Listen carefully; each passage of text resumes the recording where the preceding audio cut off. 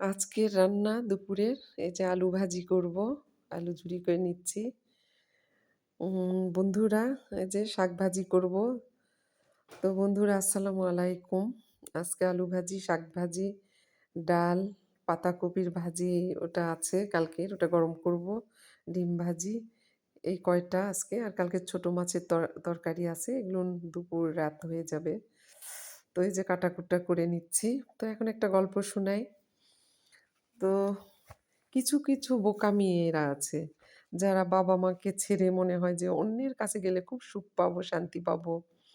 আর main কথা, একটা মেয়ের গল্প বলি। সে মেয়েটা, গল্পটা বলছি, আপনারা সবাই শিখবেন, সবার সন্তানকে দেখাবেন, সবাই দেখে শিখবেন, বাবা মাকে সম্মান করবেন, ভালোবাসবেন।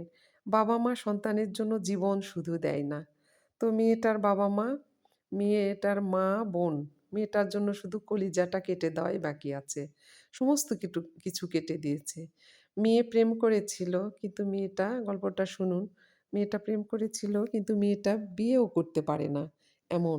মা বোন যদি ওকে না সহযোগিতা করতো, কখনো বিয়েওটাও করতে পারতো না।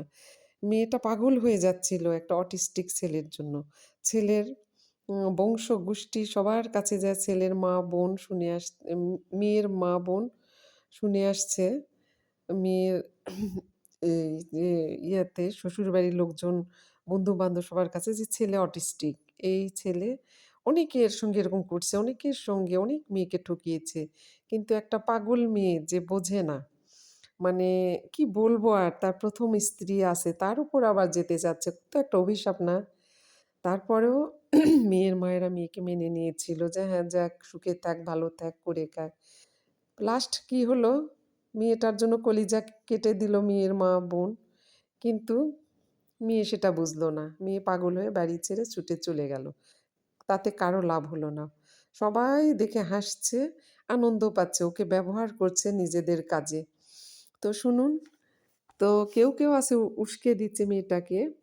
অন্যের সন্তানকে যারা হক শিখায়, তারা কি জানে না যে বাবা মারও হক আছে সন্তানের উপর?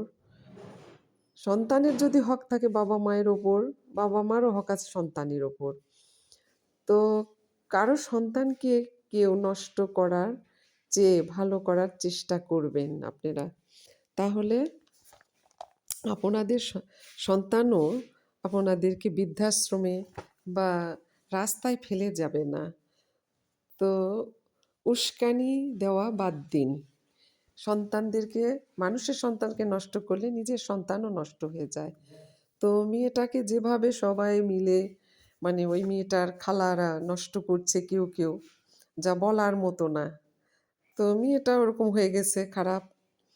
একা থাকে, একা খাবে, একা পড়বে, তো থাকুক না কেন? সে এতদিন হয়ে গেল, সে মেয়ের কোনো কিছু হচ্ছে না, ডেভেলপ নেই, কাজ করে খাওয়ার মতো চেয়ে চিনতে ধার দেনা করে করে গড়ে খায়। তো এরকম করা ঠিক না। নিজের জীবনটা নিজে তৈরি করে নেওয়া উচিত। মেয়েটা কিন্তু অনার্স মাস্টার্স শেষ করছে।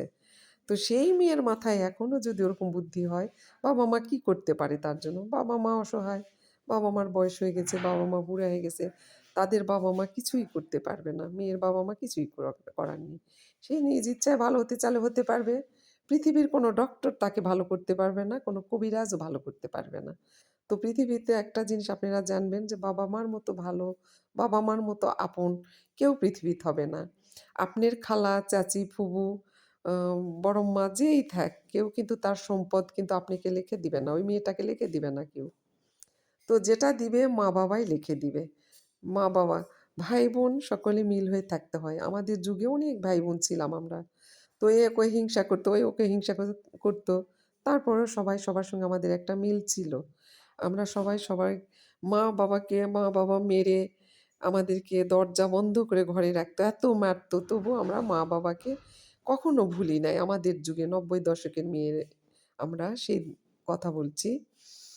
তো আমাদেরকে মেরে ঘরে আটকে রাখতো, তবুও আমরা, মানে মা বাবাকে মা বাবা বলেই সম্মান দিতাম। তাদের খুব সম্মানের সহিত, তাদের যেন অসম্মান না হয়, কারো সামনে মুখ যেন নিচু না হয়, উঁচু করেই রাখতাম। তো এখনকার মেয়েরাও অনেকে, ছেলে-মেয়ে অনেকে আছে, বাবা-মাকে ভীষণ ভালোবাসে, বাবা-মাকে শ্রদ্ধা ভক্তি করে, সম্মান করে। বাবা-মার অভাব-অনটন, দুঃখ দুর্দশা তারা বোঝে। কিন্তু তারা বাবা-মার কষ্টের কথা মানুষকে যেয়ে বাহিরে যেয়ে বলে না। মা তাদেরকে মুরগির মতো, মুরগির বাচ্চা যেমন ডানা দিয়ে ঢেকে রাখে ওরকম আ সেই মেয়েটার মা, বোন, বাবা, ভাই সকলেই তাকে ডানা দিয়ে ঢেকে রেখেছিল। কেউ যদি নিজ থেকে পাগল হয় কারো কিছু করার নেই। ওই যে ছেলেটার জন্য পাগল হয়ে গেছে, ছেলেটা কিন্তু আজও খোঁজ নেয় না। ছেলেটার কিন্তু বউ আছে, ছেলে দিব্যি সুখে সংসার করছে। তো যাই হোক, বড়লোকের ছেলেরা সবাইকে ঠকিয়ে ওদের অভ্যাস আছে। তো এটা যদি মনে না করে, নিজে ভালো না হলে পৃথিবীর কেউ ভালো করতে পারবে না। আজ বাজারের মেয়ে হিসাবে আখ্যায়িত হচ্ছে। সবার কাছে কথা আরও কিছু শুনতে হবে। এটা তো সামান্য কিছু। তো কিছু হচ্ছে না যেদিন সবাই ধরে মারবে মেয়েটাকে তখন কি হবে? রাস্তায়, মাজারে, রেল স্টেশনে যেয়ে যখন বসে থাকবে মেয়েটা, তখন বাবা-মার, ভাই-বোনের কোনো কষ্ট হবে না। ওরই কষ্ট হবে। তো আল্লাহ হাফেজ।